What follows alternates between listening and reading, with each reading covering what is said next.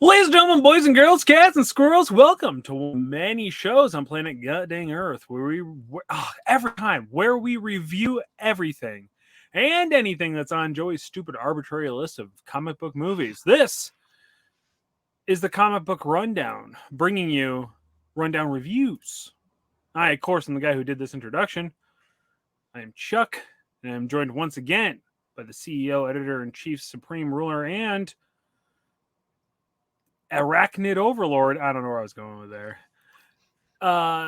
Joey, he often does get it super sticky on their backs, and it's consensual, and they are of age. Is consensual and of age.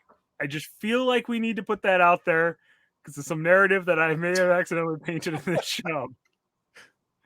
Janero, you know, as long as you've done that type of intro, you know, for your other long dead show that's never coming back, you would think that you would know what you're doing and would never. Whoa. No. If he knows what he's doing, they don't come out right. Which is why I never do any like written introduction for Walks in the Multiverse. Do you know what's insane? It's all just off the top of my head. Every single episode, I had a script and I read it every single time. I always had to write it out, and then like the part where I would change Tim's name, I had to write it out because I think it was right around season 3 or something like that. I didn't even have my notes. Like I had sent them to Tim, but I didn't have the notes in front of me. And I tried to do the intro, and I just couldn't do it because I literally could do the whole thing like a billion times over and over and over again. But for some reason, I don't write it. Like I don't have it written down for this because I don't care enough. So you know, fine. Yeah, I would say like I'm a 3/4 Ron to this show. You know what I mean? Like that's how little care I have. If Ron is one full Ron, I'm like 3/4 of a Ron. You know what I mean? A Ron. Okay. Not Iran, the country. Should just probably make that clear just in case. Fun times. And Ron's here, obviously. You guys heard his voice. Hey, everybody. How you both doing today? I'm tired. Yo, same. I don't know what it is about today, but it's draining. I took a 2-year-old and a 4-year-old and a 1-year-old to Barbie. The 1-year-old might have been a little too young, but you know what? You know what's fun? What? She liked it more than anybody. Really? Yeah, she was dancing to the music during all of it. Like, loved it. She's almost 2 now. That's about it. But you didn't like it? I loved it. I thought it was good. Okay. You know, honestly, the best way to watch this movie that we're going to review, Spider-Man, is watch the first half, then go watch Barbie, and then come back and watch the second half. It makes it a bit longer, but I'm going to be totally honest, thoroughly enjoyed it. It was really good. According to Chuck's notes in the middle of this, Ken and Barbie... Wait. Yeah. Ken and Barbie came to the real world. Yep. The Barbie... If you guys haven't seen the Barbie movie by now... I haven't yet, no. Well, by the time the people listening to this, go see it. It's a really, really good movie. If you have like a niece or a daughter or anything that's like, even I would say in the mid to late teens and thinking that this is going to be a dumb movie, like drag them to it. It's really good. It makes fun of itself in the best ways possible. Yep. It takes so many shots at Mattel that I just absolutely adored it. Like just the incessant shitting on like corporate Mattel company is like my favorite thing ever of that movie. That lady that Barbie met on the bench. Yeah. No. That was I haven't seen this yet. Don't fucking spoil it for me. I'm gonna punch you in the throat. It's not really a spoiler. It's not really a spoiler. Fun little nod. That is Barbara Handler, the inspiration for Barbie. Does she have massive, huge tatas? She's like 90 years old. Where they have massive, saggy tatas? Yeah, she's still like that's just a beautiful scene altogether. So yeah, it was really cool. It was really wonderful. Like, there's a lot of really good heartfelt moments. I got like kind of like cry about it and stuff.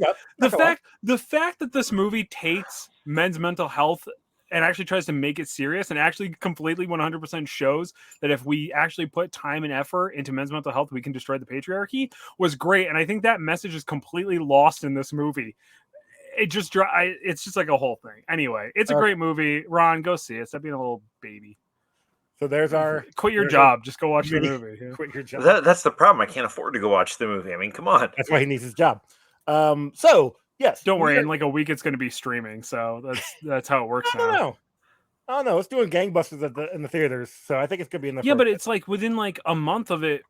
Not if the movie's doing good. Like Across the Spider-Verse is still in theaters. It's been out at the time of recording. It's been in theaters for like 2 months.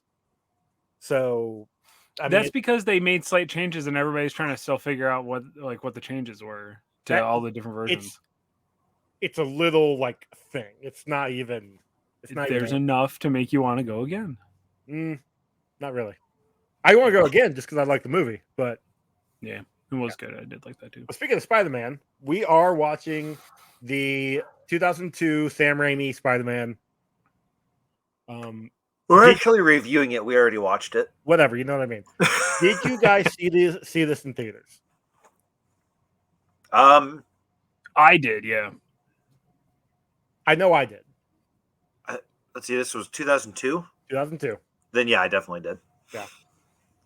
This was 2002. I went with all of like my adult friends, like a questionable group I was with, and it was this is my Batman.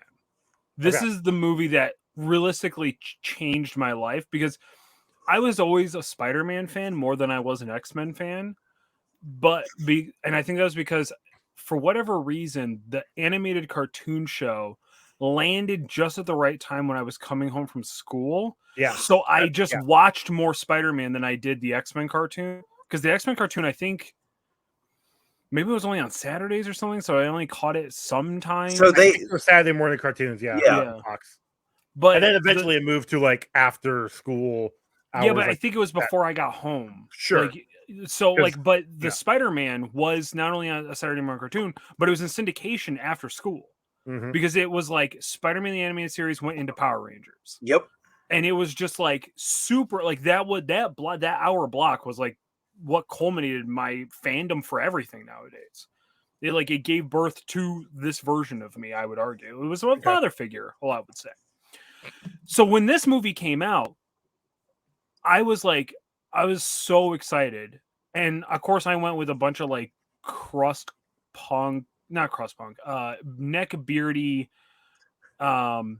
crusty comic book fans who were just mad that this movie existed, because right off the bat they hated the suit. They hated Spider-Man's suit, and they hated Green Goblin more because it was armor. It wasn't like his traditional costume. Yeah. I mean, I was not a big fan of the puffed out webs, only because they didn't make any sense. So I was on Spider-Man's suit, because like he was supposed to have made that himself. And what did he do? Like, you remember those gel pen things they used to make? Like, that's what it made me think of. Well, is the idea that it was supposed to be like armor, like webbing, like a mesh webbing to make it more sturdy from like? Oh, I don't know. I don't know. I didn't find anything in the trivia, but there was a ton of trivia, so I didn't go through all of it. Because like when his face gets blown up from the Goblin bomb, and it rips his mask apart, that wiring is still like there, as if it was supposed to be some type of like structure. Oh, maybe it was to the mask. So that's what I always had taken it as. But I don't know. Going back to Ron's point, how did he make that? Like, where did he? Oh yeah, it doesn't make any sense. It makes absolutely no sense. He's from having sweatpants and a shirt that he spray painted to a state of the art, fancy looking like slightly bulletproof like suit. Well, not just that, but like he was a broke ass bitch. Oh yeah. Well, no, he got $100 for 2 minutes in the ring. Which that makes no sense. It does. Oh no, it does. No, if you know carny pieces of shit wrestling promoters, that 100% makes sense. Okay, that's fair. Honestly, he should be happy he got $100, because usually it's 2 hot dogs, a Coke, and a handshake is what you get. So honestly, that like was a Coca-Cola or a bump of Coke. No, Coca-Cola. You think they're giving out bumps of Coke? They don't even want to give you 2 hot dogs, but they have to. Yeah, it's I don't know. The costume, I did like the costume. I thought the costume was good, especially for 2002. Like the last Spider-Man costume we saw in action was the 77? 1977 one. Yeah. And with that one was fine for TV. Like, it's a TV budget. You're gonna have like crappy clothing. This is a movie. Still better than Captain America's costume. Way better than Captain America's costume. But I also know that the progression that we get from here until Tom Holland, it works. And when we get into Andrew Garfield's, I'm going to be praising that one left and right, but that's a whole different matter. Yeah, we got years before that one comes out. We do have a couple years for that, but at least 10 years. But I actually like the idea of the Goblin costume because he was making weapons for the military. The military. So, of course, the military is not going to send somebody out on this hover jet thing just by themselves. They're going to be armored so they can take a hit. Like, that makes sense. I mean, I was a little sad they didn't have his man purse full of bombs, but... Yeah, I think Satchel would have kind of pulled it all together, and it would have been practical. Like, it would have made sense if he had a satchel, right? Yeah, he had 100%. Bombs.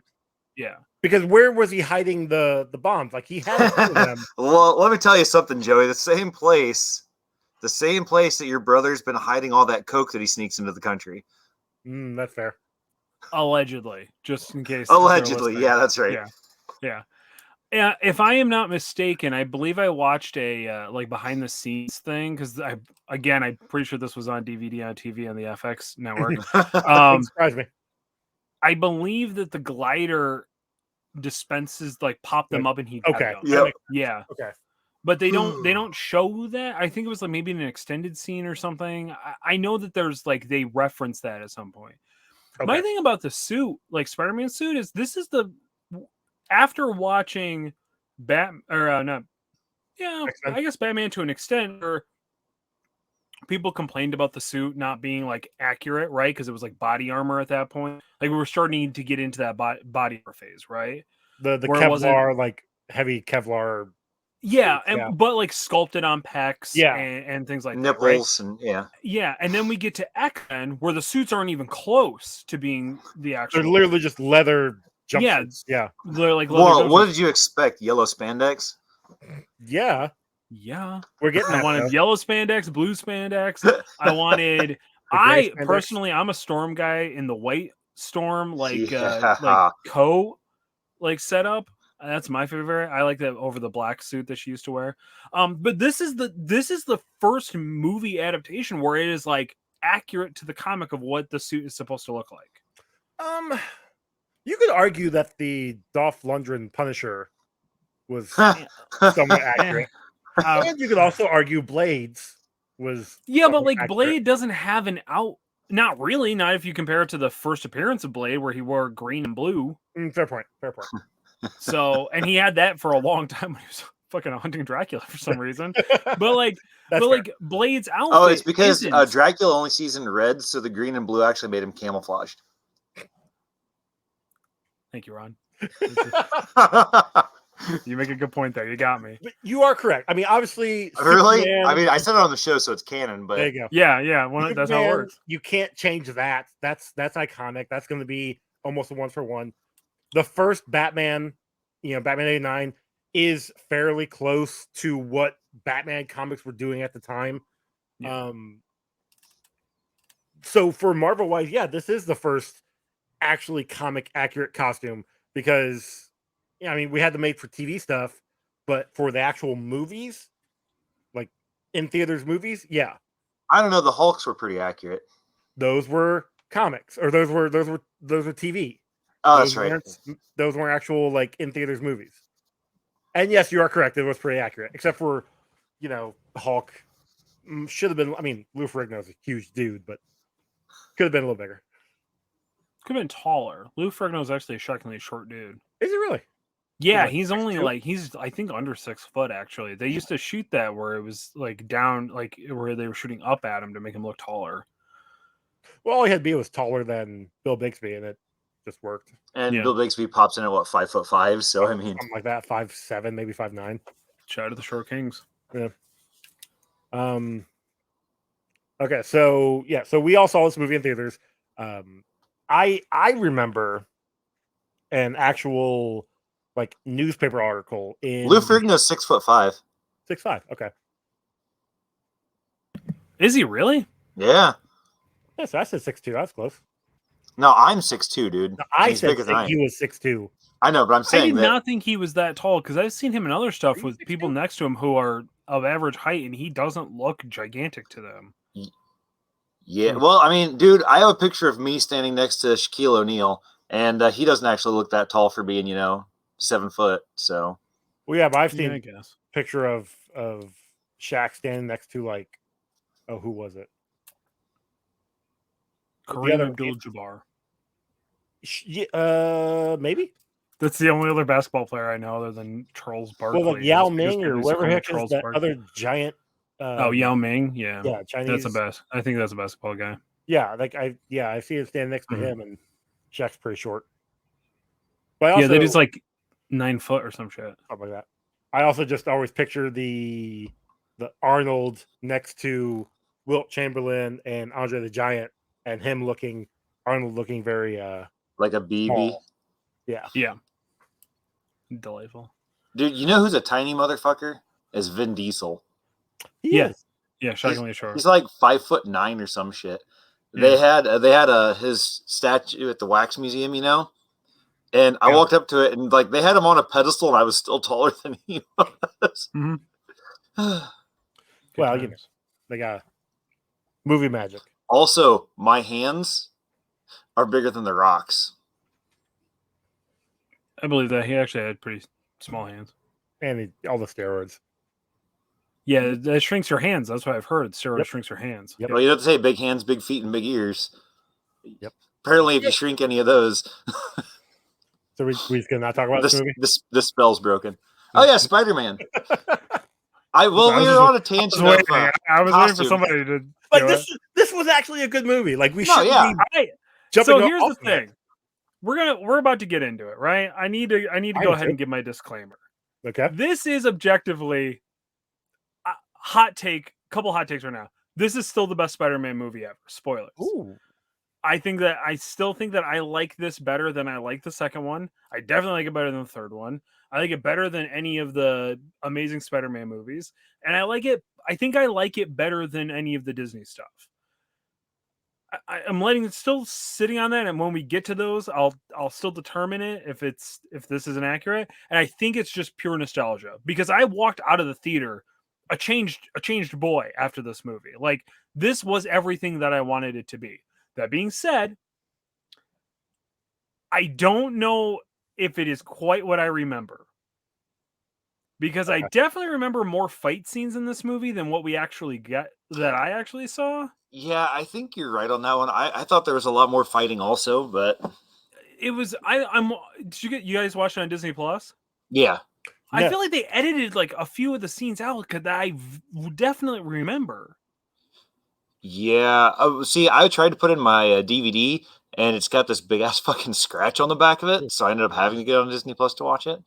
That's also on Netflix, and I've got the Blu-ray, and with the Blu-ray, I got digital code, so I watched it on Prime. You watched it 3 times? I mean, no. But in terms of maybe remembering more fight scenes, what if you just remember the other 2 movies as well? Because normally, because it was like him figuring stuff out, and I remember there being a longer fight scene between him and Goblin. Yeah, actually, I felt like it was a really short fight. Also, the end fight. Yeah, I felt like there was. I felt like there was 2 parts. Like there was like 2 like the part on the bridge and then the part in the building. Right, but I remember the part on the ledge being a more combat sequence than what it was. Okay, so again, are you sure you're not mixing it up with Amazing Spider-Man 2? No, because I don't remember anything about that movie. Okay. So I don't think he fights the Green Goblin in Amazing Spider-Man 2. He does. Huh? He does. William Dafoe? No, he fights the Green Goblin, not Willem Dafoe. Willem Dafoe is the Green Goblin. You're not wrong. I've seen, dude. You just watched the movie. You know this to be true. So my other few hot takes. One, I think Willem Dafoe is a great Green Goblin. I think he's a terrible Norman Osborn. While we're on that kind of hot take, I also think that what the fuck is Harry's real name? James Franco is a terrible actor. Yeah, that's not a hard. That's not really a hot take. Yeah, that's he's not great. He's had a few roles where I'm like, oh, he's not bad. He's not great. I also think that Kirsten Dunst was garbage in this movie, also though. So, no, she's hot, but she's hot garbage because she's got weird teeth. She still has weird teeth in this movie. The acting, like she doesn't like. But she's an actor. Yeah, since she was like 4 when she got bit by a vampire. She's an actor in this movie. She acts like an actor would act as an actor in a movie. She seems very get that? She seemed very young. Like she just seemed inexperienced in acting. Like except she's been acting since she was 5 years old. I don't disagree with that. Jumanji. I know she's been. She did a good job in Jumanji. No, there's a difference between being a child actor and then having this big of a role in a movie and that expectation of stepping up. I also will agree that I don't think Sam Raimi is as good of a director. I don't remember if anybody actually said this, or maybe it was just in my brain. I don't think Sam Raimi is as good of a director as everybody gives him credit for, especially for this movie. There's a lot of really weird dialogue choices and like directing choices that just seem like he was trying to just get through the scene. Okay. I don't know if that makes any sense. It's raining outside. I couldn't figure out what I was hearing. But my other hot take, and no, it's not raining. It's clear, dude. No, I'm in New York. We get rain in New York. Here's my other hot take. Uncle Ben deserved to die. I don't think Uncle Ben is a good person. I think Uncle Ben is a character whose inherent flaw is that he doesn't even take his actual own bullshit advice that he gives to Peter and the expectations that he holds to Peter. And that if Uncle Ben just wasn't a kind of a piece of shit in this movie, he would have never died and we would never have had a reason to have a Spider-Man to begin with. Fuck Uncle Ben. Fuck that boomer. He don't know shit. He makes Peter feel like absolute fucking garbage for just trying to be an adult and a teenager and growing up and acting like he knows all the answers and he has all these ideas. And then you know what happens? He gets fucking shot because he wouldn't give his car up. Bullshit. Dumb. Stupid. He deserved to die. See, we don't even know if he didn't even, if he was just not willing to give his car up, right? We'll find that out in the third movie. As it stands in this movie, that is what we know. Because he's a man of pride who doesn't just, which is stupid. You are right on the pride thing. Because he gets laid off from work after 35 years and he's looking for a job and he's like, I can't even do anything with these computers nowadays, and I'm the man of the house. I have to take care of everybody. Right. But what does he say? The thing though, what does he say about the fight with Flash in the school? That just because you can beat him up doesn't mean you should have. And I'm not saying he didn't deserve it, but pretty much indicating that he should have walked away, right? So what the fuck does he do? He gets himself shot because he didn't fucking walk away like he should have. Uncle Ben, that motherfucker deserved that bullet in his chest. I think it was his gut, but what? Well, who could tell? He had furniture disease. His chest was in his drawers. I mean, come on. Okay. Another fun fact: the line, the famous line. Yeah, it's like fucked up, isn't it? Isn't that not the original line? The original line, but Uncle Ben never actually said that to Peter in the comics.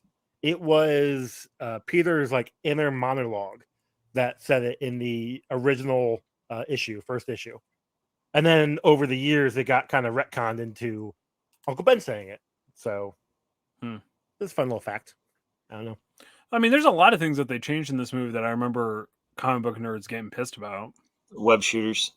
Yeah, the web shooter being one. Funny enough, also in the IMDb, those web shooters, the synthetic web shooters, was a idea that James Cameron had when he was tapped to originally do the Spider-Man movie. and Sam Raimi kind of saw, either Cameron or Raimi had said that makes sense because what teenager is going to have access to this high-powered tech to build these web shooters? It wasn't. He used CO2 and a glue recipe that he made himself. Yeah, but they're going to have like these really cool web shooters. First off, Peter also, literally gets to just go on tour to any fucking science place that he ever wants to, apparently. Right? And his just best take friend's pictures. super rich, and yeah. but most importantly, like, he designed him himself, and he made him out of like stuff that he rifled out of trash cans and shit like that. Like, that was like, they're always breaking. Exactly, because he was poor. It wasn't like he had a billion-dollar company that could just make him whatever gadget that he wanted, and then he used all of his money to beat up poor people. And yeah. So I didn't actually know until the cartoon that Spider-Man made his own webbing. I just always assumed it was part of his like power was that he created his own webs, because otherwise, why would he have webbing? You know what I mean? Like, because like, other than the fact that his theme, right? But like, okay, so he got bit by a spider. Okay, so that I guess there's your initial thing. Like, Batman was attacked by a bat or some shit, right? No, he got bit by a bat. Is that what it was? Radioactive bats. Okay. Oh, he fell into a vat of bats. That's what it was. That's what it was. Baseball bats, vampire bats. It was all mixed together. Sure. And then he can cling to walls, right? Those are like the two inherent things that make Spider-Man Spider-Man, like that he gets from Spider-Man powers. The fact that he was bit by a spider, super his origin story. Yeah, but everything has super strength in comparison, and Ant has super strength in comparison. True, which is why Ant-Man when he's tiny. Oh, yeah. Right, but that's my point. Is like, having super strength is not an inherent trait of a spider that makes it the spider characteristic. True. Webbing, clinging to walls, I guess Spidey sense, but even then there's a lot of animals that have that like inherent awareness, not just spiders. One thing I noticed this time around, finally, I guess, is when they are touring that facility, the lady, the tour guide, is explaining about all these spiders, and that this one can do this one can do that one, this whatever. And then like we took all these genetics and put them in one super spider. I guess I never thought that was a thing. Like I guess I just realized, maybe because the way I read the comics, and even like the Ultimate comic line for Ultimate Spider-Man, how they are testing these spiders and genetically altering these spiders. I never realized that they were taking attributes from all these spiders to put them into one, and that's a spider that bit Peter. I mean, that's how it worked in this, but in the other one it was just an irradiated spider. Well, that's what I'm saying. Like I just assumed, oh yeah, that's what spiders can do. I didn't realize it's the plot to Jurassic Park. Yeah, basically. Yeah. I think we're starting to learn that there's like no original ideas anymore. You know what I mean? Like, oh God, that has been for a while. Yeah, I know, but like even back then, we like think this is a new original idea. It's like, oh no, this is just the plot to Jurassic Park. Oh, okay. Also, speaking of Peter getting bit by the spider, did nobody notice the giant cyst on his hands at all? Nobody cared about him that much. Yeah, nobody gave a shit about him, Joey. You know what that's like. Come on. Like, yeah. Nobody cares about your well-being, physical or mental, otherwise. Come on. That's why you do the show. You know what I mean? What else do I have in my notes here? So after this point, he's in the school. We've got that famous scene of Mary Jane slipping and Peter hit her and then the tray. I had heard that took like 150 takes. Like they actually caught everything, which is crazy. But yeah, it's. I find it weird that they couldn't have just rigged something up like on strings and then dropped it in. Like, was it really cheaper to do 150 takes? Not even that. Just shoot everything in reverse. You're right. Use a string and pull everything up instead of dropping it down. Again, I don't think Sam Raimi's that great of a director. You know what I mean? Like, there should have been something. Evil Dead is a great movie, though. The first one. And Army of Darkness is a great movie. Army of Darkness is hilarious. I have not. So I had a friend who was obsessed with those movies, and I love Bruce Campbell, and I remember watching Evil Dead, but it's been such a long time that I do genuinely think if I went back and rewatched the original Evil Dead and Evil Dead 2 and Army of Darkness, that I would actually probably end up hating them. Honestly, you could skip Evil Dead 2. It's just Evil Dead 1 with the extended plot, sort of. I think I've only ever seen it once. Different effects. The only thing I remember is the end part where he's thrown into the portal. So yeah, and that's only because of the game. Oh, fair. No, I remember watching Evil Dead. How old was I? Somewhere in my 20s. So a good 20 years after the movie came out. And I did Raimi do anything between this and Spider-Man? Xena and Hercules. Yeah. Oh, he started doing TV stuff. Gotcha. Because I feel like there's like a huge gap there. So Lucy Lawless was in this movie. She was so when they're interviewing people on the street, she was the one lady is like, a guy with 8 legs sounds kind of hot. Yeah. Oh, yeah. Okay. Yep. So that was fun. Good for her. I would still bang Lucy Lawless. She is. If she's still smoking. What are you talking about? Of course you would. The last thing I saw her in was the TV show, The Ash vs. the Evil Dead. Yep. Which, I mean, for a season or a couple episodes, I can't remember. She was in it for like 3 or 4 episodes, I think. Okay. Good news. She does stand-up comedy now. Does she? Good for her. Oh wait, I might have the wrong. Sorry, I have Lucille Lawless. Okay. Oh, good for her. Anyway. So, she's still smoking hot. Holy hell. All right. Anyway. Wow. Yep. Yeah. She's like 86. Looking good. Or she How was old is born she? in 86? What? No, she was born No, she's 55 or something like that. Like, she was born in 86. Or 68. Sorry, 68. I was like, dyslexia 86, kicks in. She's younger than me. That can't be possible. Because they got a lot of shit to explain about Xena then, because right. She was doing some adult stuff in that. It was the 90s, Ron. That's fair. She still would have been like, whatever. We're not. The Labyrinth literally is. Anyway, Spider-Man. Spider-Man. Anybody else think that the exosuit from the Quest company that looked like shit? Yeah. Yeah, that looked terrible. And it didn't make any sense that they wanted that over Norman's suit that was sleek and like. Yeah, actually, like. Yes, it does. Good. It 100% makes sense. What are you talking about? It's the U.S. government. They want the thing that looks armored and has a bunch of fucking guns on it. They could care less if it's functional. They just want to blow stuff up. You're not wrong there. Plus, that one general definitely wanted to put the screws to Norman. Yeah, I didn't. Yeah, that was weird. That was uncomfortable. It's like, just make out already. Well, he's not going to be doing much of that because he got blown. True, he gets blown the fuck up. He got what he deserved. A little bit. I was kind of bummed about the pumpkin bombs. Like, there was a few different ones, right? Like, yeah, there was like different versions. Because we got this one where he blew up the little bunker. We get like the human evaporating one at the parade, and then we get the one that turns into the shuriken stuff. Toward the end, and then obviously it blows up. Yeah, I don't ever remember that being part of his bombs. So that must have been like a. I'm pretty sure that's like the movie ad. A plot, like a plot development like design, because that's what leads to him getting cut on his arm at Thanksgiving. Yep. So that's when Norman figures it all out. Did you like the helmet?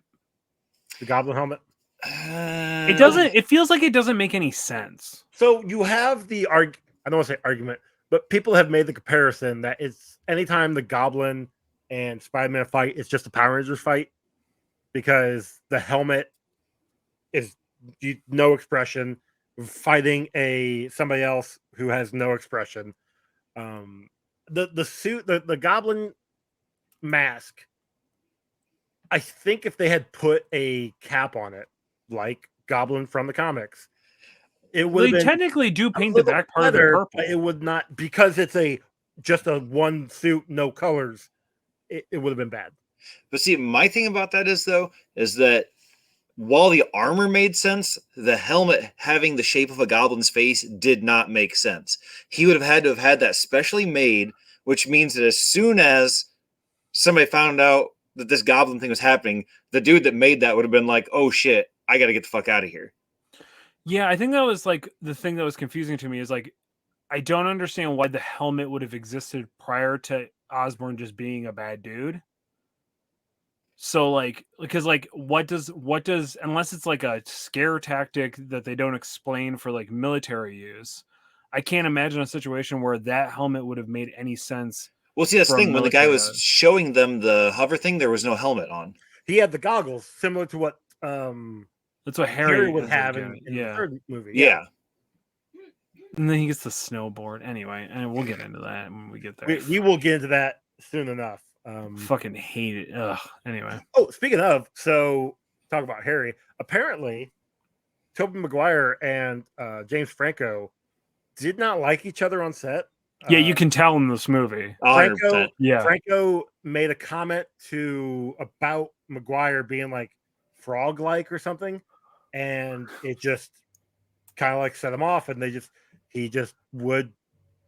I'm not gonna say would not act against him, but definitely like had some animosity to him. You can definitely tell that these dudes stuff. are guys who don't like each other. They're like, I don't feel that sense of friendship. Yeah, you don't get the well, dude. That's because they're okay. Peter Parker is a terrible friend to Harry. I mean, they're both terrible friends to each other. Harry 100% was stealing Peter's lines to get Mary Jane. Okay, but that's because Peter was like, well, I'm not going to talk to her. He's like, why don't you go talk to her? Sure. Yeah. And then he was like, look, this is how it's done. But more importantly, like, okay, Peter undermines Harry to Mary Jane the whole time they're dating. Like, yes. Oh, yeah, well, I mean, Harry's not always the best of friends. Oh, yeah, Harry's not always the most competent. Harry's not always the smartest person in the room. And, I mean, straight up just mean. Like, and he says it, like, in such a, like, it doesn't seem like he's trying to be a bad guy way. You know what I'm saying? Like, when Chuck says bad shit about you, he's open and honest about it. True, I am. He's not like, oh yeah, Joey's my best friend, and I regularly talk about how much I don't like you as a person, Joey, to other people. Like, I am very adamant about my hatred for you. That's fair. And Peter's like, oh yeah, Harry's my best friend. Harry, Harry and I, oh yeah, I mean, sometimes, yeah, Harry he doesn't really live in this world that we live in, rich boy issues, hashtag, but like. Fair. Okay. He does talk a lot of shit. I mean, like granted, Harry was also not the greatest friend by not telling Peter that he was married or dating his absolute crush that he's never gotten over. They live together. That's what I don't. They only fuck at Mary Jane's house. Yeah, he never brought her over. He kept her a secret. You're telling me if you two were living together and you just like weren't there all that much? Yeah, we'd absolutely tag teamed her. Wait, what was the question? God damn it. No, I'm just saying, like, if you two live together, then for a fact that, like, after a while, okay, he's seeing somebody or whatever, and, like, what, all of a sudden he just isn't talking to Mary Jane and then magically starts talking to her again. Like, there is, like, a weird, like, gaps in the story of, like, how much time has actually passed. Sure. Because I got a little confused. Well, that's no different than what was it? Revenge of the Sith. That takes place over like an 8-month period, because at the very beginning, Padme tells Anakin she's pregnant and she's barely, like, she's not showing, but then by the end of the movie, she is totally showing. So like, I know the beginning part, I want to say it takes place during their senior year. Yeah, we show them at senior trip, whatever, we see them graduating, and then they're in college or they're getting ready to go to college. No, they're in college because it's Thanksgiving, the one scene. So that's what, 5 months, give or take? May, something like June, that. July, August, September, October, November, 6 months, give or take. Depends on what time they got out of school and stuff. Yeah, because they were in New York, so they probably got some snow days and stuff. And that doesn't change the calendar. That doesn't. That's here. Change. You guys didn't have to make up fucking school for your snow days that you missed? No, they always worked it in that we would get 2 weeks worth of snow days, and we would only have to make them up if we went over. If we used a week worth, I think it was a week worth, then we wouldn't have to make them up, and they would give us an extra week off at like Easter of stuff we didn't use. But if we went over, I think it was over the 2 weeks total. Like if you used 1 week, then you didn't get the break in Easter. But if you used 2 weeks worth, then we had to tack on days at the end. I want to say it was like every 2 days they added a day or something here. Yeah, for us it was like if we missed, I think it was. Well, I think they had certain days that we used as makeup days, like President's Day and Memorial Day, stuff like that. Well, not Memorial Day and Labor Day, but really? I know for certain. Yeah, I know for certain President's Day and then Martin Luther King Jr. Day. And then like they would tack on like X amount of days to the end of the year if we missed Y amount of days of snow days. For snow days. I went to a Catholic school, so they don't. Because there was 1 year when I was in 8th grade, I think, where we got that really, really bad storm where like school was closed down for like a month. It was like right after Christmas. It would have been. I didn't remember that. I was a junior. No, I was a sophomore at the time. Sounds about right. Yeah. And like we ended up fucking going to school until like the end of June. Because we had a bunch of kids that were missing like weeks of the day of the month because they had vacations and shit. We went into June, but I don't think we went to the end of June. I think we just went into June. Maybe that's what it was. I don't know. But I know I just remember it being like 2 or 3 weeks longer than what we were supposed to be in school.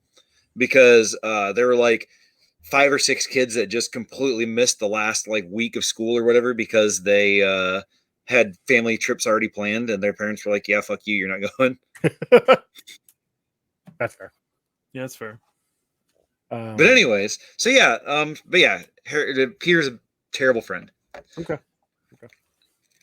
I was also excited that Bruce Campbell was in this movie. And then like Bruce Campbell and Macho Man. Oh, I don't know if you guys remember the old Spider-Man games, but they actually had Bruce Campbell being the narrator for them. Yes, I do remember that. It was fantastic. I had the GameCube, and I would just be Goblin and fly over the entire city the entire time. I bet you were Goblin. Oh wait, what? I was Goblin that city. Fun fact: if there was a 4th movie, Bruce Campbell was going to be revealed to be Mysterio. So every role he's had in all 3 of these movies was leading up to him being Mysterio in the 4th movie. That would have been kind of funny, actually. It's Bruce Campbell. Like I would have been there for it. I would have felt about that. That's interesting. And I love Mysterio. So I don't know if I would have been like enjoyed him as Mysterio, but I guess it would have been alright. I would like to have seen it, but I'm also. I would have liked to have seen him as like a Kraven the Hunter. I don't know. Think about Bruce Campbell's ego in like every movie that he's in, and then just tack on the Kraven part of that. Like, it'd be fucking hilarious. He can't move most of the time. Like, a lot of his roles nowadays are things where he either gets to stand in one place or sit. Well, that's because he's ancient. Back in the 2000s, even when he was in Burn Notice, it was the same way too. If you go back and watch Burn Notice, no, you're right. Actually, I remember that 90% of that. I mean, you think about his tiny role in Doctor Strange, and he's with the pizza papa, or whatever the heck his role was. Yeah, he's just standing there on the sidewalk. I can see it. Yeah, I think the last time I saw him doing any action was when he was in Hercules and Xena. Well, what about you said you watched Ash? I guess Ash vs. Dead. Evil Dead, he does have like some action-esque Okay, scenes. is that actually him though? That's a great question. I don't know. It's been a while. It's been years since I've seen that. So I mean, that's fair. I haven't watched it. I know it's on Netflix. I think. I think it was on Hulu. It's on one of the streaming services. Yeah, but I don't know. Okay. I like the movie nonetheless. Like I know we're picking it apart and like the. Well, I mean, that's what we way, do. but... That's the point of the, like. Yeah, Yes, I know, but like I too. But we have to pick it apart. Like yeah, for example. Oh, I have another example of Peter being a terrible friend. Okay. So not only does he choreograph her breakup with Harry, but then he friend zones her at the end of the movie after he gets what he wants. He just took her away from Harry so Harry couldn't have her, and that's all it was. No. I don't and know. Here's why. It's because he finally was going to get what he wants, and then he heard that stupid old man's fucking voice in the back of his head. Peter. Oh shit. Okay. Fucking guy. I hated him in this movie. Let's see here. So I do want to ask you about this. I had to look up the kill count just to see what I have the kill count, but I wanted to see what the people online said. So the scene where Goblin shows up for the first time, shows up to the parade, and starts all those people. There's only one shot, one kill. One kill. The ones that he hits with the evaporating. Oh, I haven't written down as multiples. No, it's one missile. Fuck. All right, I gotta redo my notes then on that one. That wasn't what I was gonna ask. What I was gonna ask was when. Yes, I would have shot Billy myself because he was an idiot and just sat there staring at that thing falling down at him. Oh, that fucking kid. Yeah. No. So there's a guy who gets like knocked down with by like a lamppost. Like a lamppost like falls on him. Would you count that as being killed, or would you count that as just being? He's probably just badly injured. Okay. I believe the Joe Janero rule is unless I see the person dead, it doesn't count. Do we see the person die? Is there a body? No. Well, you guys continue talking while I redo the kill count. I think that everybody who died in this movie deserved to die, personally. That's I would like to point out that, and we'll get into the bingo, but like Spider-Man literally murks a dude out a window. Yeah. And then goes, when Osborn's monologuing, is like, hey, we're the same kind of person. And he's like, no, I don't kill people. Motherfucker, you threw a dude out a window. Under his breath, you didn't hear, but under his breath, he was like, anymore. I guess, yeah. Because like he straight up murdered a dude. You know, we forgot to cover, though. I believe is that he doesn't do that in the comic, does he? He doesn't kill the dude. No, he captures him in the comic. Yeah, that's what I thought. Okay. But you know what we forgot to cover?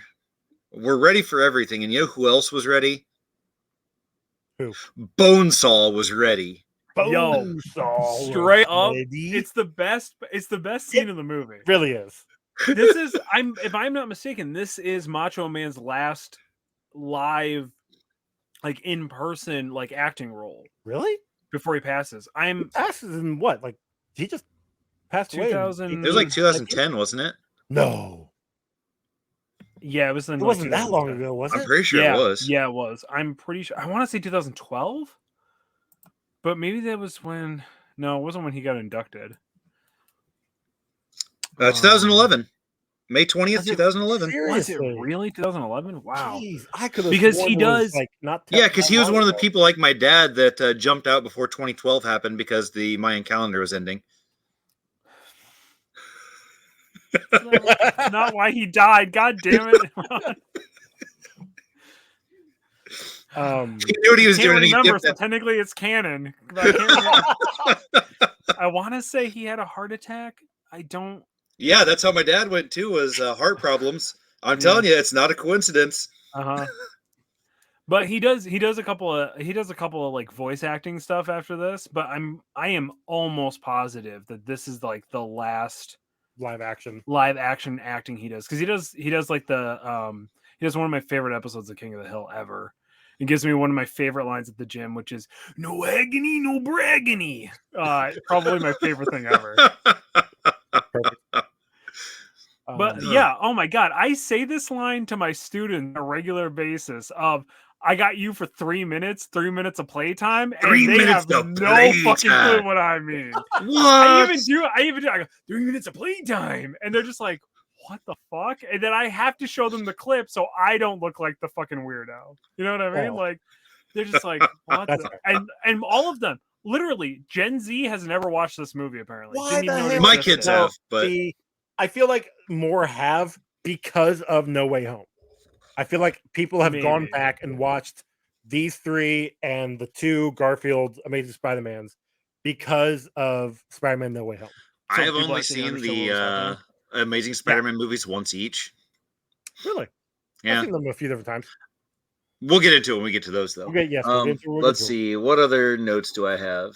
My biggest takeaway from this was that everything felt like a set. It did not feel like they shot this in New York City. It felt like they shot in Los Angeles, actually. Okay, but like it felt like they shot it on a set that was supposed to be a city. You know what I mean? Like, no, 100%. I'll agree with that. Like, especially when you watch like the Disney stuff, you can definitely tell they're in the city shooting it, or at least computer generating a lot of it. They don't, especially once COVID hit. Almost everything has been exclusively the volume, the new green screen technology. Yeah. Not everything, but a majority of the stuff has been that. Right. They do. I think they're starting to finally get back to on set, on location stuff. Yeah. But it's for good like 5 years. It was just the volume. Can we talk about how Norman was actually the victim here? All he was trying to do was keep his company, keep his American dream, like, yeah. And he gets shit on by some government dude. He gets shit on by his buddies on the board. He gets shit on by the doctor that he's working with. I want to talk. Well, I not really shit on by the doctor. The doctor undermines him, but not like maliciously. He's like, I want this to succeed, but we need to do it right. And Norman obviously is looking for profit, and it's like, no, we've had one bad test that scientifically that's actually like good, but it really wasn't. Obviously didn't go so well. But see, that's the thing, though. I want to talk about the board, though. Okay, before we talk about the board, can we talk about the general? Because the general wouldn't have cared about that one test. He wouldn't have. Because they don't give a shit about their army guys as long as they're over there doing what they're told. If they don't come back, they don't have to pay him as much. Correct. Mm-hmm. But I do have to, severance for the family and all that. But which still wouldn't be as much as they ended up paying if they came back and lived. Correct. Yeah, it's still cheaper than a full GI Bill. So yep, very true. So the board, especially if they can get the equipment back. Well, yeah. So Osborne is basically saying, "Hey, Oscorp is getting record profits. We are beating our competitor, which is the Quest Aerospace. Aerospace, yeah. Like we're doing gangbusters." And the board's like, "Yeah, but the Quest Aerospace is they're relooking at the numbers and they made us an offer, and we're going to go ahead and sell it to them. Why would you sell it when you are out profiting that company?" Yep. Like, that makes no sense at all. Well, no, actually it doesn't. Because in case you didn't notice, the board was a bunch of old, rich, white people. Sure. Oh, there was a woman in there. That's still an old, rich, white person. You don't have to be a dude to be white. She wasn't that old. She was maybe in her 30s. Would you 40s. Have banged her? Yeah. Okay. So anyways. Gross, Joey. I'm 40. She was old. She was not old. I mean, she is now, but now, but not back in 2002. But regardless, they were looking at it as, I don't care if this company succeeds or fails. I don't care if the millions of people we have working for us succeed or fail, because I'm about to get a big ass cut of this money, and then I'm leaving. Basically, yeah. Like, Yeah. I know this happens. I know this is exactly what they're thinking because that's what happened to the company that I used to work for when they got bought out by the Japanese company that owns it now. Really? Yep. They were, because originally they were just supposed to be partnering with this Japanese company, and then the Japanese company was like, "Well, we'll offer you X amount of dollars for the whole company," and apparently 80 million was good enough for him to the guy to be like, "I'm outsies." I mean, that was a pretty small company anyway, but Nah, it's worldwide. the one you worked for? Yeah, we had plants in China, France. Am I thinking of a different one? I might be thinking of the wrong company. CSP, the fiberglass place. Yeah. Oh, okay. Our facility was a small facility. Maybe that's what I'm just thinking of. Okay. Yeah. Okay. Like there were only 37 of us, or 27 of us in the building total, and that included the 7 members of management. So Gotcha. All right. So, but anyways, so when Spider-Man saves Mary Jane from falling, instead of just dropping her off on the street, he's got to take her 8 blocks away. Well, that's because he didn't want Harry to see him talking to her.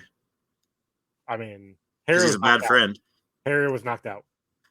He saw Harry knocked out. He should have been like standing over his knocked out corpse and like teabagging him while having MJ, straddling him. But whatever. Look, you teabag him while MJ's giving you the blowies. Because that's what friends do, apparently? No, because like I said, he wasn't a good friend. He literally took her all the way away so that she wasn't there for Harry when he was hurt. And so that, if Harry did wake up before they got back, that he wouldn't be able to, butt in and interrupt his Mary Jane time. And then on top of that, Mary Jane is also a shitty girlfriend because after he gets hurt and all he wants to do is like talk and see her because make sure she's okay. Yeah, she's like, yeah, I got things to do. Sorry, Harry. Talking about nothing other than Spider-Man, how amazing he is and incredible, and instead of like, oh, Harry, are you okay? Man, that was really brave how you tried to move me out of the way of that guy. But when you don't have any superpowers. He didn't though. Like he tried pushing her back behind him. When? Right before he got hit in the head. Like if you watch it, I'm pretty sure like the ledge splits off and she falls to the one side and he's getting ready to go grab her, and that's when he gets knocked out. I was talking about right when the Goblin first appears. Okay. And Harry pushes her back behind him. Okay, that's fair. Yeah, Harry's not the bad guy in this. He's not technically. He's technically a bad guy because he's a rich kid, but technically he doesn't have the money yet. Oh yeah, he does. By the end of this movie, he does. Hey-o. Yeah, that's true. Yeah, I guess that's true. Is he really the bad guy? Because technically the hero is the reason why he exists.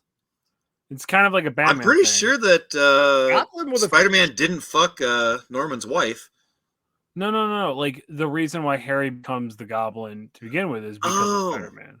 I mean, that's fair. Yeah. It's actually because of his dad. Because if his dad wouldn't have killed himself, and if then he would have never had a beef with Spider-Man. But also, he knows that Spider-Man killed him. He thinks that Spider-Man killed him because he thinks Spider-Man killed his dad. Exactly. But if Norman wouldn't have killed himself, and if Peter wouldn't have tried to hide the fact that he was the Green Goblin, or does this technically count as another hero kills because Spider-Man should have been able to stop that glider and didn't? He let that. I mean, that's fair. He let that glider kill Norman. But if you go by Batman Begins rules, he doesn't have to save him, or he doesn't have to. What's the line? He doesn't have to. I just don't have to save you. Yeah. Yeah. But that's killing somebody. No, it's just not saving them. Hero code. No, fuck you. Hero code says that you have to try to save somebody at all costs. Right? You gotta keep doing. You gotta keep doing CPR. Do you consider Punisher a hero? No, he's an anti-hero. Okay, that's true. Do you consider Wolverine a hero? Who? Wolverine? No, He's just a piece of shit. What are you talking about? What about Cyclops? No, he's also a piece of shit. And totally an absolute just garbage human being. What about Fucking Cyclops is a cop. I don't know what you're talking about, man. Kills people on a regular basis. What about Superman? What about Superman? And what about him? I don't know what we're talking about again. I don't remember actually. You were trying to name people who I think kill people, and then you were hoping for us to be like, "Oh yeah, no, I consider him a superhero." I don't know. I was just naming things off. I forgot where we literally were talking about. Superman technically kills the Joker in one storyline, so yes, that's a wonderful storyline. Yeah. So technically, he's not even a good person. But that's in that storyline. That's not in the main storyline where he doesn't. Yeah, but it might as well be. It's the only thing that anybody gives a shit about. Which is, Except for I the actually movie. had to. I didn't argue with somebody, but I had to talk, like explain that Injustice, like Elseworld story to them because they thought that it was real, not the Joker killing or the Batman or Superman killing Joker part, but like the Harley and Black Canary scenes where it gets revealed that Canary is pregnant with Green Arrow's kid and that whole thing and all that. I'm like, yeah, it happened in the storyline, but that is actually an alternate to what the main line is, and it's the whole thing. How'd that conversation go? She was pretty cute, so I was fine with it. Who I was talking to about it, so yeah. Who are you talking to about it? I don't remember her name. Oh, Somebody used to work at I think it was real at convenient, Christine or Joey, something that you like don't remember She her used name. to work at GameStop at Jefferson Point. Oh, the tall chick. Redhead. Yeah. See, Beautiful woman, actually. Yeah. Rule 147. You never fuck anybody who works at a GameStop. Everybody knows that. They are mentally ill. I didn't That's a disagree terrible with that. idea. I didn't. That sounds like a discount, actually. All right. No. First off, Yes, no, it isn't. if Because you're they doing- don't even get discounts. So True. the corporate. What? Yeah, no, they do not get discounts. They do You not. gotta get be discounts. fucking kidding No, me. that's we why get more of a discount than that's they why do. there's such a turnover at GameStop. That makes sense. We get As more soon of a as they find- discount than they do. Yeah. Technically, if they want, like, they don't even get free, like, premium membership thing that you have to pay for. They have to pay for it too. It's ridiculous. That's fucking stupid. That's why you should never buy, like, stop buying physical copies of games. It's stupid. I just don't go to GameStop I like anymore. having Actually, physical if I do, I games. go for like their clearance stuff because Why? Why do you like physical copies of games? Because then if somebody wants to borrow it, I can be like, That's dumb and stupid. Don't do that. so that's how we play our games. yeah, I'd say that Joey and I trade games all the time. I mean, Yeah. actually, Stupid. speaking of, You still have my Last of Us 2. yeah, both of them.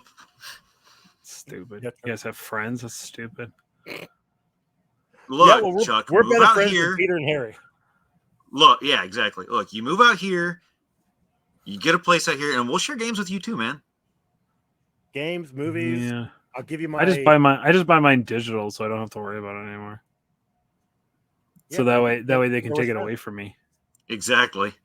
Yeah, but when your hard drive gets wiped from a EMP that just shows up, it's you won't be able to play games anymore.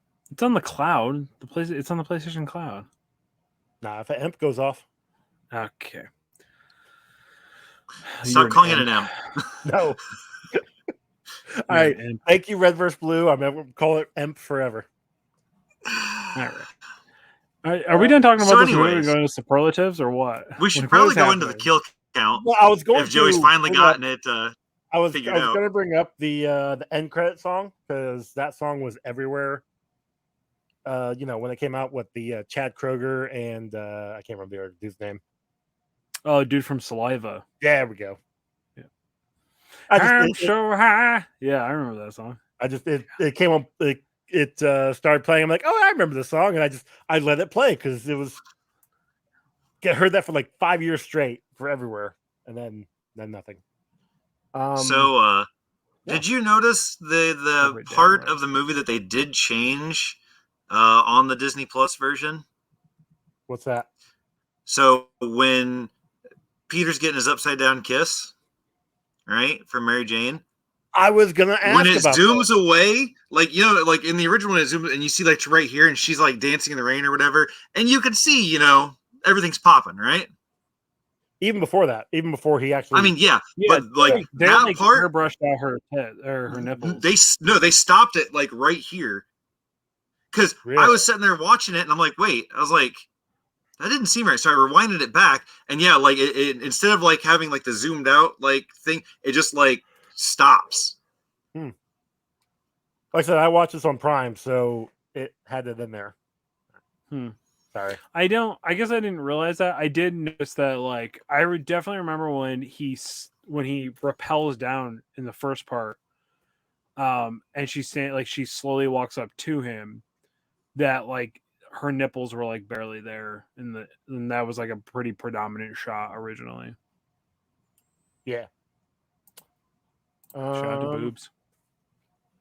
All right. Other than that, is that everything? Did we talk about everything? Well, we need a kill count. Sure, but okay. I was gonna do a boob count of 1/3 because technically, when she's in the shirt like that, like you can see her whole breast. So, but it's only 1/3 because it's still covered up. Okay.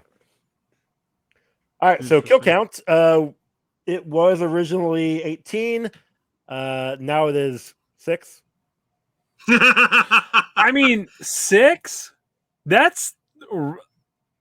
I would argue 13, which actually makes it I know, nice. but like I don't know how 6 math is works. real low. You would expect it to be higher with the amount of bombs that were getting There was, off. but you guys made. I'm just showing you how efficient of a better superhero Spider-Man is than Batman.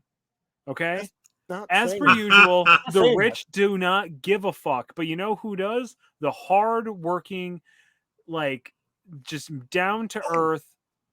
He's a man of the people. I did forget something. So earlier, when as soon as Peter gets back to the apartment with Harry and Norman's there talking on the phone, he mentions that Dr. Connors fired him from his job, whatever job he was working on. Which fine. It was supposed to be like a work study, was the theory? Was it? I believe that was the case because Mary Jane says something about that she's doing a work study, and he was like, "Oh yeah, me too." But then we find out that he got fired. So and we find out that her work study was actually, a waitress job, restaurant. Yeah. Okay, I wasn't sure. The first thing that popped in my mind was Connors in the next movie being the professor, so I didn't know if it was him. I didn't know if it was going to be the same guy or not. So probably okay. Because that wouldn't make sense when he's in the next movie. He's like, yeah, your grades are slipping. You suck. You never show up on time. I don't know. We'll get to it when we get to the next movie. Yep. So bingo. What we got? All right. So we have dead parents, hero kills, montage, product placement, which I do have to say that the Maker's Mark was probably not the best choice of product placement to make for a super rich person because I can afford Maker's Mark. But anyways, love triangle, identity revealed to an enemy, the responsibility thing, a dying mentor, government interference, comic logic, unexplainable science, cameo, hero designs, costume. I think I got all of them. That's like 2 bingos. Almost 3. Naming. We were 2 off from 3. Do we need to start actually naming the cameos? Because I know we are getting into the movies where Bruce Campbell obviously played himself. Well, sure. And then obviously, Stan you got Stan Lee. I just didn't know if we wanted to start doing that. I know we have cameos as a bingo, but actually name the person that was cameoed, or doing the cameo. Yeah. Yeah. Stanley, Macho Man, Bruce. There's a couple other. Lucy Lawless. Yeah. Great stuff. Okay. It's a good movie. It is a good movie. It wasn't good though, is some of those special effects. So why don't we go into that? Okay, so it's weird that you say that because the stuff that stuck out to me that was like bad was like weird to me that it was bad because him running on the roof. Yeah, I Yeah. mean, a little rough. Though I remember in 2001, holy shit, this looks that looks real. Yeah. And watching it back now, I'm just like, oh, it didn't look good. There was some stuff. Oh, when Goblin does the part on the when he's got Mary Jane and she's trying to go down the cord. Oh, on the bridge. Yeah. On the bridge, and like Peter like almost drops her or whatever, and she just whips around and she looks like a glitch. Yeah. Yeah, she looked like a video game glitch. That's all. Like I just remember like WWE 2K20 had these like horrible glitches, and that's what it just reminded me of. It's like back and forth. But like there was some really good special effects still. Yeah, and the practical effects are phenomenal. I think like the explosion stuff, you can tell it was like a lot of it was practical. Some of it not great, like when he does the knockout gas the first time, which was like weird, but whatever. When he blows up J. Jonah Jameson's office and then Spider-Man shows up, and like that looked really goofy. And like, why would he just sit there and just like, oh, okay? Yeah, that didn't make any sense either. Why would he not just like? How did he not see it coming? If he has spider sense, I don't know. It was just weird. So like there was some weird, and there was a level of campiness to this movie that I think, like his fight with Flash Thompson. Yeah. Well, just like some of the dialogue is like real campy and goofy. Some of just like when I think camp, I think like the sets, right? Like it looks like it's a movie set that's supposed to look like a city versus actually being shot in a city. Like that feels very campy and nostalgic to me. So like I love the camp side of that thing. But again, I show the Bonesaw clip to my students every year, and they're just like, this is awful. This is so horrible, Chef. What are you doing? I'm just like, it's so good because it's so silly and campy and over the top.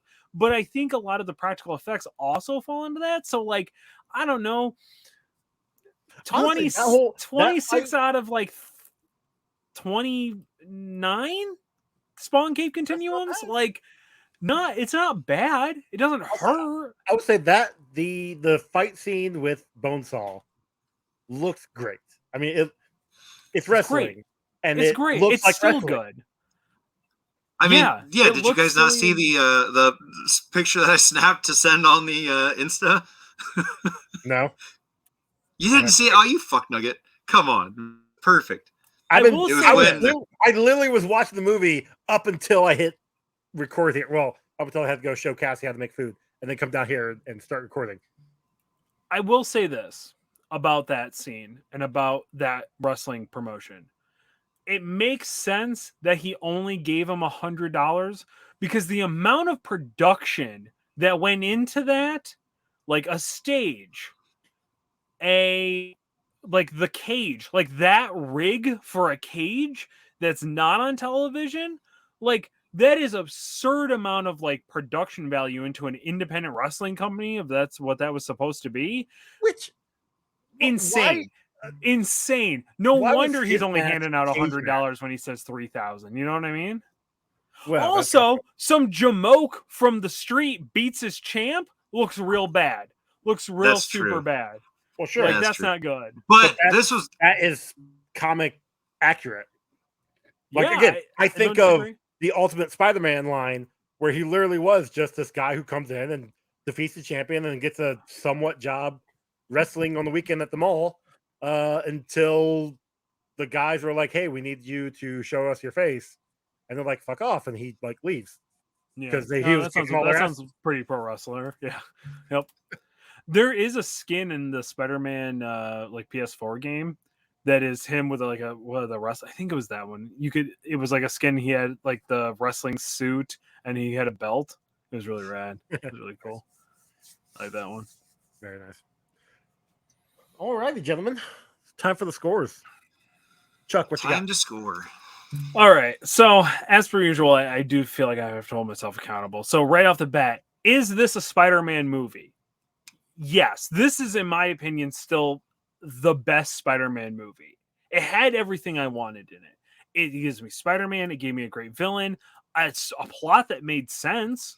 I mean, it actually does genuinely make sense, and it's good. I still watch X-Men, and it doesn't totally make a lot of sense to me. We reviewed that, and I was like, I don't really think I get the plot here. And I feel like we say that a lot with these movies. This makes sense. This made sense. Spider-Man has to stop Green Goblin, and Green Goblin doesn't want to be stopped. That's the plot of this movie, right? I think it's great. And all this other turmoil and growing up as a kid, I was a very young boy. I would have been going into 9th grade, I think. It was either 8th or 9th grade because I don't remember when this actually came out. Okay. So, yeah, but I don't remember where it fell on the calendar of 02. I think it came out in the summer. No, I think it actually might have been toward. Yeah, okay. Was it May? Yeah. So I would have been 02, 01. September 11th happens. And I was in 7th grade. So this would have been, I would have been 7th grade when this came out. Wow, crazy. That makes me feel really fucking old. Okay. Which, like, of course, they famously take out. Yeah, they took out the World Trade Center. Yeah, the World Trade Center scene. Yeah. Which, like, there is that little moment of, like, you start to see the sprinkling in of, like, nationalism into comic books again. Oh, yes. Which brings me back to the scene on the bridge. Yes. They incorporated that in here specifically because in 2002, New York was very patriotic. Yep. They're like, hey, Spider-Man's a New Yorker. Who is this jabroni who's trying to... You with one of us, you mess with all of us. You know what I mean? Like, in the most stereotypical fucking New York piece of shit dude. Would I be wrong in thinking that was the same wrestling promoter? I mean, I couldn't really tell because it was dark, but he definitely sounded like, and maybe that's just me being no, it wasn't the same realistic for a New York. I thought he was like the restaurant dude or something. Like he looked like he was somebody from the scene, like a scene buyer.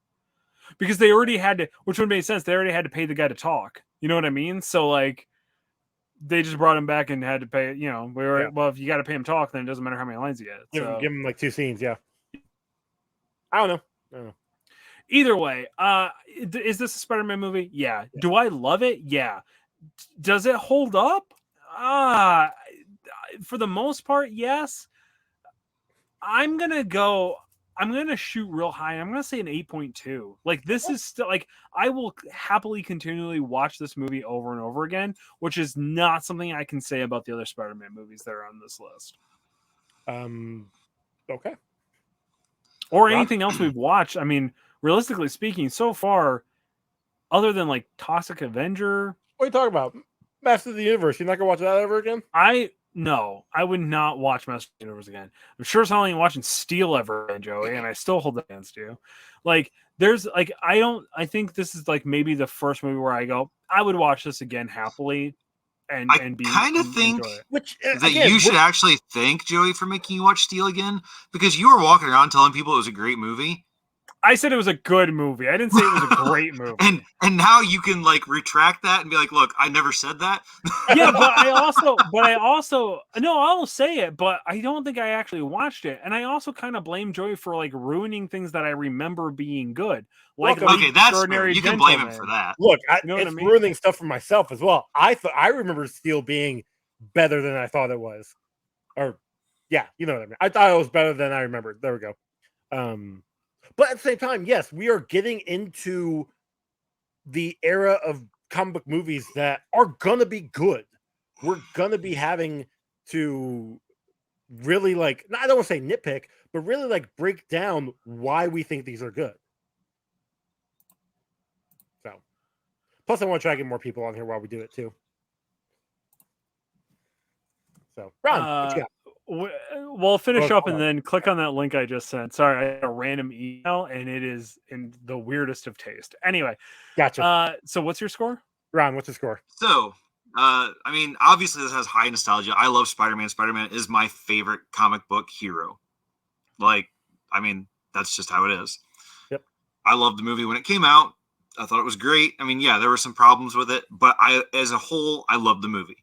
I still think it's fun. I like to watch it. I mean, yes, when I watch it now, I pick at it a lot because it's still fun to pick at it because, I mean, like, there's some stupid shit, but it's also fun. Given the fact that Disney cut out the hard, wet nipples, that's a little sad. But there's the internet for that. Should have watched it on Netflix. All right. I'm giving it a 7.5 because it at least kept 75% of my attention.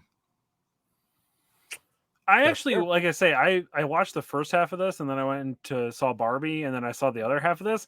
And I think if I had probably sat down and tried to watch it all the way through, I would have been distracted towards the end. But I also watched it on my phone, so I was able to kind of like walk around with it and still watch it and enjoy it. So maybe that's just what I have to do with these fucking movies. I don't know. I will admit I was looking up stuff while I was watching it, but I've seen this movie so many times that it was really one of those. There were scenes I wanted to actually see again, and I knew during the boring scenes I could look up the IMDb trivia, I could look up the kill count, I can look up stuff about this movie. Now that being said, I'm with both of you. This is a great movie. It's one that I watch from time to time. Last time I watched it was before No Way Home because of the possible rumors. I'm using air quotes because it was like all but revealed of Tobey Maguire coming back and being in Spider-Man No Way Home. Spoiler alert if you've never seen that movie. It's like 5 years old. What are you doing? It's like 2 years old. Whatever. Shut up. Didn't it come out last year? Yeah, it didn't come out last year? I thought it was 2021. I thought it was 2022. No, because we were still theaters were closed in 2021. No. Theaters were just opening. In New York, they were still very closed. Not here. I saw that movie without a mask on, so it had to been 2022. No, it was late 2021. It came out December 2021. I'm calling it right now. You look it up, and then I'll just continue talking. No Way Home, right? Yeah, Spider-Man No Way Home, December 2021. December 17th, 2021. Fuck off, bitches. Because that was look, not all of us are rich enough to go see it in the theaters like 8 times. I had to wait until the next year to go watch it so I could save up money to watch it. All right, Joey. I saw it 5 times in 1 week. Okay, not 8 times. Jeez. But it's by the time I watch my 5th time, I'm like, I'm kind of done. I don't want to watch this anymore. Why did you watch it 5 times? So I went and saw it that Thursday night, and then I went and had tickets for the Thursday night, and then the very next day because I think I was on a podcast talking about it. I could be wrong. I don't remember. And then I went with, I think I took my kids like that Saturday or Sunday, and then I went again. No, I think Ron, you went with us. Didn't I take you? Didn't we go like Christmas? That was Wonder Woman. No, I'm pretty sure I took you. Wonder Woman 84 because this theater was. Yes, that was at the AMC, but could have sworn you came with me and my nephew and on Christmas. You and Simon. I don't think so. Maybe.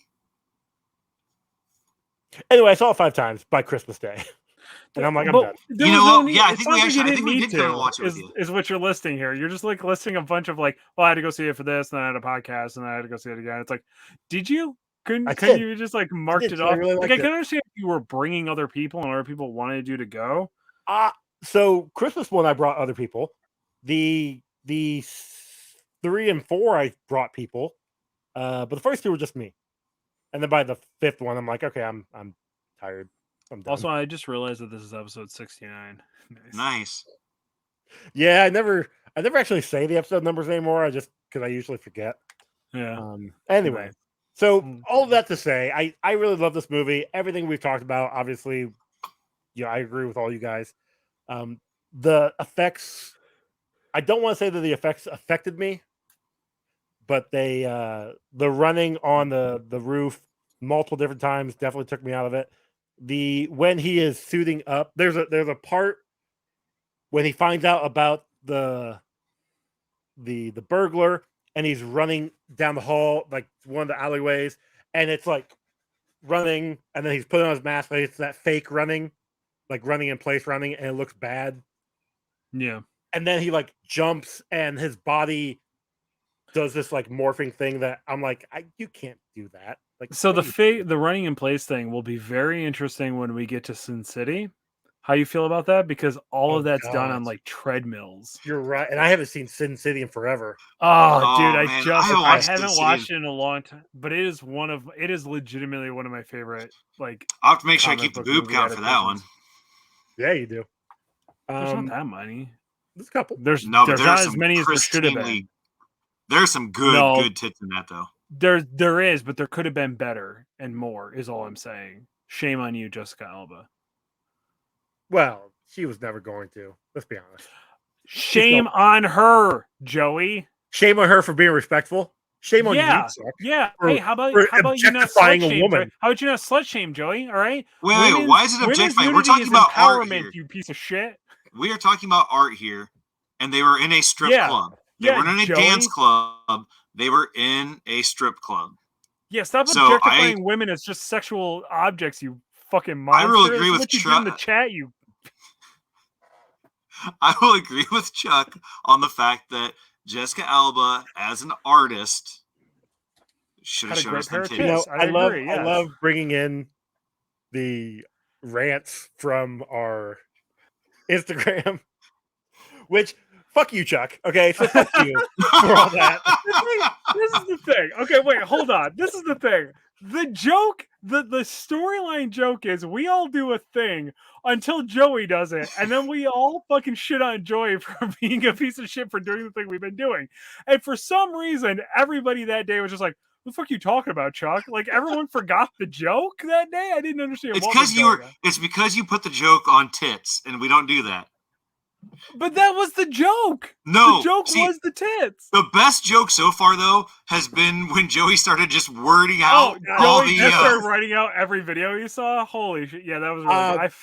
I was like, oh, this is what he's doing. This is good. I like this. I did it for like 4 videos. I'm like, I can't do this anymore because I'm starting to find like longer videos. You did it for like 6. You kept going for a minute. Yeah. Because you had hit the point, you'd hit the point where I didn't think it was funny anymore, and then you did it again, and then I was like, "That's fucking hilarious." Actually, yeah. No, I just kept finding like long videos. I'm like, I want this video's hilarious, but I don't want to write all this out, so I had to kept finding like shorter videos. God, yeah. Okay, that was a blast. Anyway, my score, which is what we're trying to give, 7.5 as well. I really like this. It's not my favorite Spider-Man movie. But it's up there. You know, it's a great Spider-Man movie. It's one that I would definitely recommend to people, regardless, because it's so good. And that gives us a combined score of 7.73, which ties it for number 7 in our list at like 7.73. It ties with Blade, the first Blade movie. Wow. I think it's better than Blade. That's wild. I would actually agree with you on that one. Huh. Interesting. And it's just above Batman and Mr. Freeze Sub-Zero from 1998 at a 7.67. So which was a pretty fucking good movie. That's a great movie. So yeah, that's the animated based off the animated series. Yeah. Yes. Yep. He has polar bears with guns, right? No. No? I don't think so. Maybe I think something else then. It's been a while since we watched that one. But yeah, no, it's in the top 10. Well deserved. For now. Yeah, I agree. I mean, it's gonna drop once we get to some other movies. I hope it doesn't. I hope that this stays. I think this deserves to stay in top 10 in my opinion, but we'll see. Oh, I'm sure it'll be in top 10 for a bit, but we've got some movies coming up that I know I enjoyed more than I did this movie. I'll tell you right now, I liked Spider-Man 2 more than I liked this movie. I think that I do too, but I remember at the time not liking Spider-Man 2 nearly as much. I was in the weird minority of like, I don't think Spider-Man 2 is as good as everybody thinks it is. And I think that I still feel that, but I don't totally remember. I love Doc Ock. Like, I love Doc Ock. Yeah. I like Doc Ock more than I like Green Goblin. So Alfred Molina did an amazing job. I can't say his name right, sir, but did an amazing job as Doc Ock. But there are moments in that movie that are like, this didn't need to happen. One of them being Peter losing his mask on that subway train. Why was that thing? Also, I was while watching the movie, I just kept on like ticking off all of the memes of this movie. Yes. Yep. So I should have had like a right. meme I mean, like the first line that Osborne's like, I'm a bit of a scientist myself. Yeah. I was just like, oh, that's right. This is the one that got like almost memed out of fucking existence. That's so right. many memes. God, Actually, dude, we're gonna have to start a meme count now. Might have to start doing the meme count.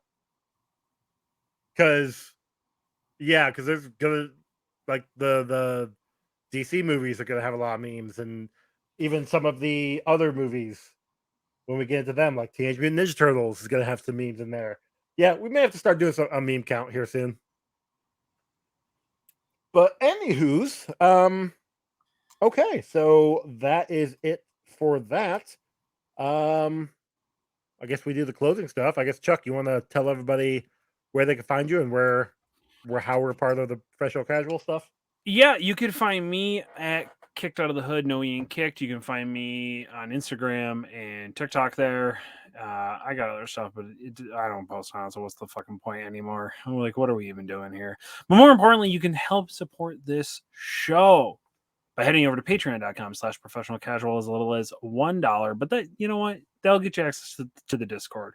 It's fun. It's neat. It's pretty great. But what you want to do is hit that 301 tier. You hit that 301 tier. That money, at some point, I believe, from what I've been told from the boss, does at some point, hypothetically, in a book over there on a shelf, get deposited directly to us and helps us support this show. Covers our hosting fees, covers our having to buy Tim Truly's, like a lot of stuff. It covers a lot of stuff. Okay. Tim needs to be stayed in a buzzed state at all times, or he is just an absolute fucking tyrant. And it's true. Actually, we saw that in our last movie where he turned into Mr. Hyde. Accurate. Yes. He also beats children. So we need to keep that. We need to keep him from not doing that. So especially in the bottom of a youth center basement. Wait, was it you? Worms Were you the child that he beat up? I was the child that he beat up, yes. Okay. I thought I remembered that. Well, yeah, no, this Tim's 40. So I was a wee kid and he was in his late 20s at the time. So he beat me in a Worms Armageddon and then he proceeded to beat my ass. But see, I have some of the younger Chuck probably deserved that. I was going to street that, so you know what I mean? That's true. It happened on the podcast, therefore it's canon. See, Joey, I talk shit about other people, and not just you. I didn't say you did, or not. Wait, what? Anyway, Ron, where can I find you? That's where you can find me. Good at this game on Instagram, TikTok, probably some other places. Eventually, I'll make a site where I can actually put my art shit up there and sell that stuff. And when I do that, I'll start fucking plugging it like hell in here. Yeah. But until that point, yeah. There we go. Make your art, sell your art. You guys can find this show on Twitter at Comic Rundown, on Instagram at Comic Book Rundown, on Threads at Comic Book Rundown. You can email us comicbookrundown@gmail.com. Rate and review us on your podcasting app of choice. Or if you do, we'll talk about it on an upcoming episode, maybe eventually. Our song was done by Cam from One Half of the Sex Turtles, and formerly One Half of the Sex Turtles, and formerly part of the Recpa podcast. Those guys. It's been so long since they've put out anything that we forget about them. Oddly enough, I've talked about them earlier when we recorded. Didn't have a problem. So yeah, we also have merch over on Redbubble and TeePublic. Yeah, I believe they also on an indefinite hiatus. Air quotes. Theirs is a definite hiatus. I'm pretty sure they stopped paying the hosting fees. Yeah, so like their show's gone. Like R.I.P. I don't think you can get it anymore. R.I.P. Yeah, I need to get a hold of all of them individually because I want them to come on the show. Like we've had Jordan on. But like I want Kreger and I want Joe and I want. No, you don't. Kreger's married now. He's never going to answer anything. Yeah, he's too busy playing Rocket League with 12-year-olds. Like, what's he supposed to do? You know what I mean? Dude, all right. That's not even a joke. Right that's literally what he does. He sits that statement right there sounds like the most pedophilic thing I think I've heard today. Only 12-year-olds and sweaty pros play Rocket League, so I don't really know why Kreger plays Rocket League, but that's my understanding. He's pretending to be a 12-year-old. It's true. Possible. All right. So that being said, our next movie. So this is a movie that I recall being bad, but I was surprised with League of Extraordinary Gentlemen about how much I actually remember that being good or enjoy that more. Not saying that this movie is going to be good and it's going to redeem anything, but I'm going to give it the benefit of the doubt. We're watching Catwoman. What? Did you hear what I said? No. Catwoman? Catwoman. We're that high up in the list already? Yeah. And we still haven't watched fucking Willow yet? That's part of the other. Or Marvel. I don't know, whichever one. Yeah, which means that we should have watched it a long time ago. Yeah, it's fine. We're on DC. This is DC stuff. It's fine. So, Joey. Yes. Chuck. I don't think I've actually ever watched this movie. I haven't. I have. I didn't see it in theaters. My dad had a burnt copy, and I was over there burning DVDs, and so I was like, "Hey, I'll just watch this." And I'm like, "I want my hour and a half back." But that was back in 2004. So right when you were a shitlord who hated anything that wasn't the original comic, that makes sense. I get that. That I can't. And you were kind of mad that a minority was playing Catwoman. Oh no, I love Halle Berry. Love Halle Berry. You know I what? was really mad. I think he's actually really mad that all of Halle Berry's stunts were done by a little Asian dude. That's actually probably pretty accurate. That makes a lot more sense. Yeah. Yeah, it wasn't that was when Joey first sexual awakening. To Asians? What? To dudes. What? Oh. Dudes in spandex or in leather, pleather, whatever. Okay. You know what? We'll get into it on the next episode of Rundown. Will we? Maybe. We'll see. All right, everybody. Thank you all for listening. We will see you next time. Oh, wait. You have to click on the link. You need to have it. Shit. I thought that was click on the link. No. Click on the link because it needs to be recorded. So this is a company that makes rings. Holy shit. Yeah, so they normally take coral and they put it inside this acrylic dome thing on a ring. Shout out to my ex. I bought her one for a thing. I don't ask me why. Okay. But I feel like with recent events. Again? No, this was a different ex. Very old, very toxic ex. I feel like with recent events that have happened, that releasing this one called The Abyss that is a sunken ship in an iceberg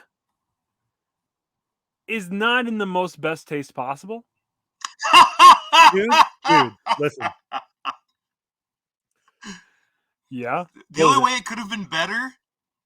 It does glow in the dark though, which is pretty cool. The only way this could have been better. What?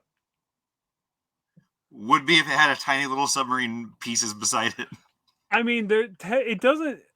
There's a lot in there, and each one is individually unique to itself. That was the whole thing about the coral, is that the coral is each piece is individually unique because they grow the coral themselves.